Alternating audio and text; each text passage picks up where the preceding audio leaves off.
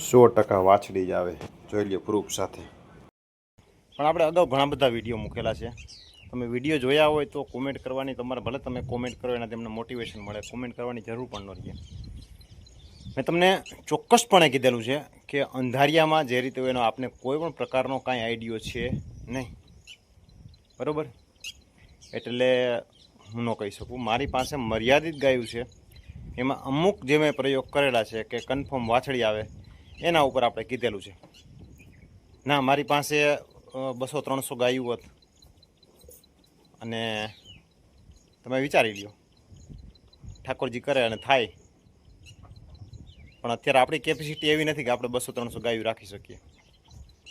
પણ કાળિયા ઠાકરની દયા થાય અને કાલ સવારે પાંદડું હટી જાય અને 200-300 ને એનાથી વધારે પણ થઈ જાય, હરી ઈચ્છા બળવાન. એટલે આપણે ઘણા બધા વિડીયોમાં આપણે કીધેલું છે કે આ રીતે આની નાને વાછડી આવે. તો હું તમને 2-3 ગાયું એને મારી બતાવવા માગું છું. અને એમાં મને 90% એવો ડાઉટ, ભાઈ વિશ્વાસ છે, ડાઉટ નહીં, વિશ્વાસ છે કે વાછડી આવશે. અને કેટલો સમય થયો ને હું તમને કહું. તો ચાલો બતાવવાનો પ્રયત્ન કરું.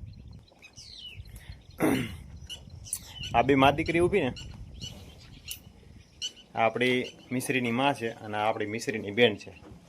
આ ઓળખી છે ને, અને મોહનની વાછડી છે.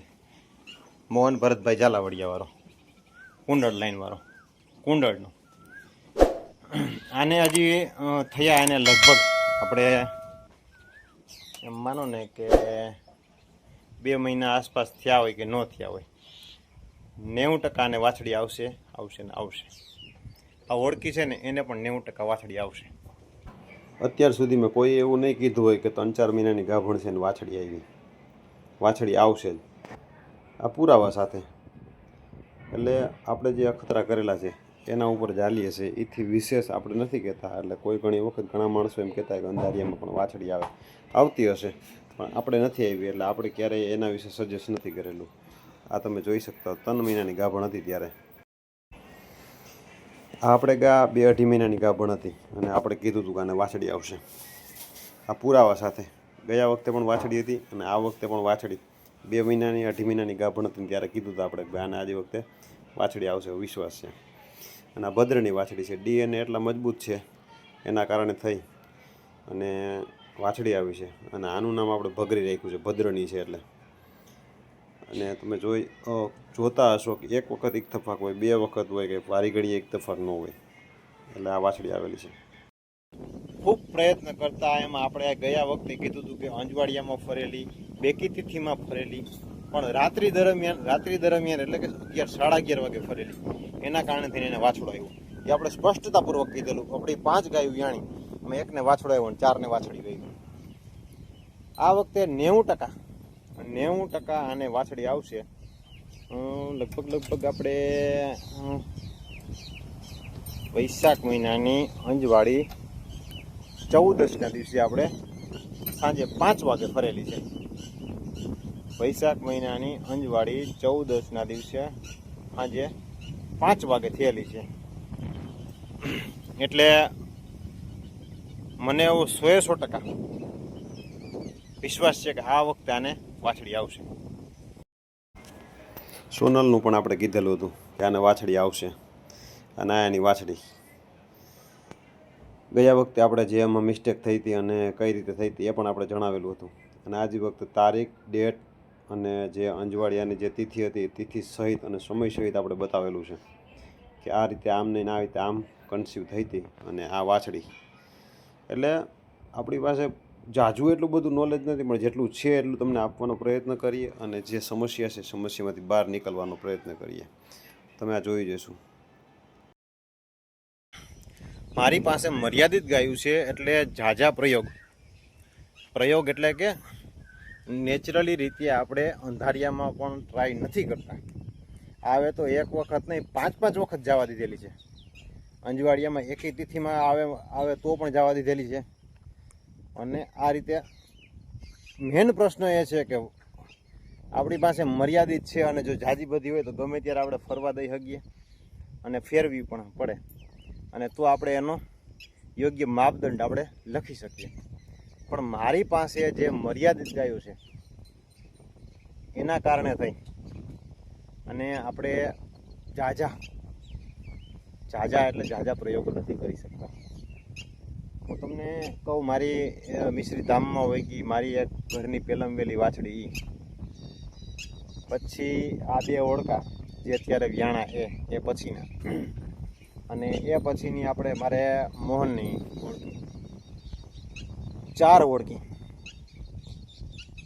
અને એની પહેલાં એક વાછડી 2 વાછડીઓ આપણે દાનમાં આપી દીધી. એક ભાઈબંધને આપી હતી અને એક આપણે મંદિર આપી દીધી.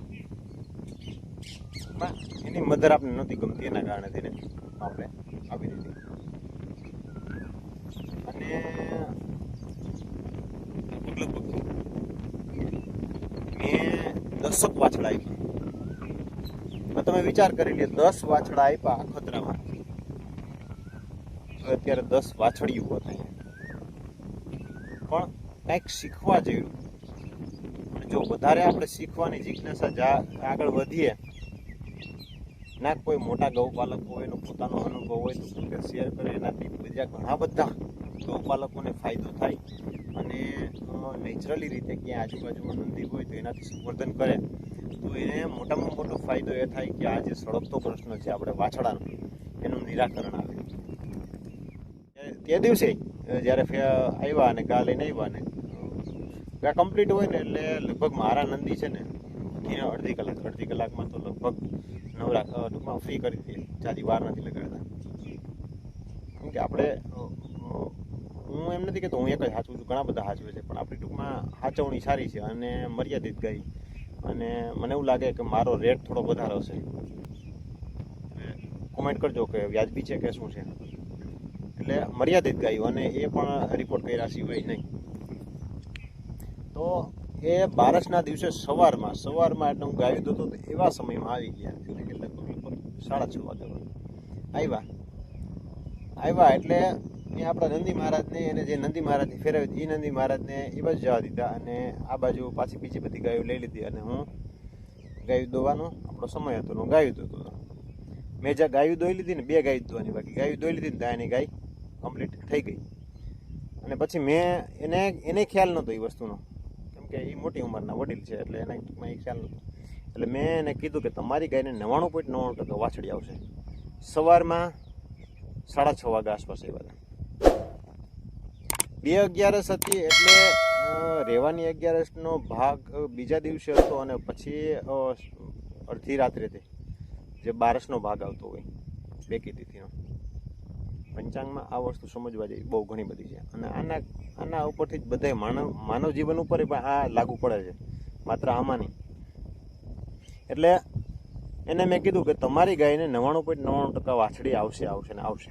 અને આપણે એ જ નંદીની વાછડી છે, આપણે બતાવવાનો પ્રયત્ન કરશું. આપણો જે ભદ્ર છે સફેદ નંદી, એની ગાય કરતાં અત્યારે 1.25 વર્ષ 1.5 વર્ષ જેવી થઈ છે, ગાય જેવડી હાઈટની થઈ ગઈ છે એમ કહેતા હતા. અને આપણે એ નંદીના ગજાવાળા બહુ થાય છે અને પછી ધીમે ધીમે રંગરૂપ કાઠી બધી ટૂંકમાં સારું થઈ જાય છે. એટલે આપણે ઘણા બધા વિડીયો મૂકેલા છે, તમે આગળ જોઈ લેજો એટલે તમને આઈડિયો આવે. ઘણી વખત હું તમારી કોમેન્ટનો જવાબ ન દઈ શકું, વાંચી લે તો બધાની કોમેન્ટ વાંચજો, બધાની, પણ એટલું હું હેન્ડલ કરું છું બધી વસ્તુ, એટલે એના કારણે તેને હું કોમેન્ટનો જવાબ નથી દઈ શકતો. ક્યારેક પણ આપી પણ શકું અને આપું પણ છું. ઘણી વખત એ વિડીયોની લિંક પણ આપણે એની કોમેન્ટમાં મૂકી દેતા હોય, એટલે સહેલી રહે સમજવામાં. તો ખાસ કરીને સમજવાનો પ્રયત્ન એ છે કે જેટલું મારી પાસે અને મારું જાણકારીમાં છે ને એટલો હું દેવાનો પ્રયત્ન કરું. કેમ કે જેથી કરીને હવે આગળ જે છે ને પ્રયોગ કરવા બાબતથી, પ્રયોગ એટલે કે નવા ડેટ લખવા બાબતથી થોડુંક ગભરામણ, એટલે કે વાછડા જે આવે ને એનો પ્રશ્ન ગંભીર છે, એના કારણે થઈને આપણે એ વસ્તુ નથી કરતા. તો ખાસ કરીને આપણા વિડીયોને શેર કરજો અને આવી નવી માહિતી દેવાનો પ્રયત્ન કરી. અને બીજા નંબરમાં કે ભાઈ આપણું જે આ ગૌધન છે, ચોમાસું છે અત્યારે, એને મોજે છો જો બરાબર, હાઈ ક્લાસ જેટલું બને એટલું કોરું વાતાવરણ કરવાનો પ્રયત્ન કરીએ. જો આવ્યો રુદ્ર, શું છે ભાઈ?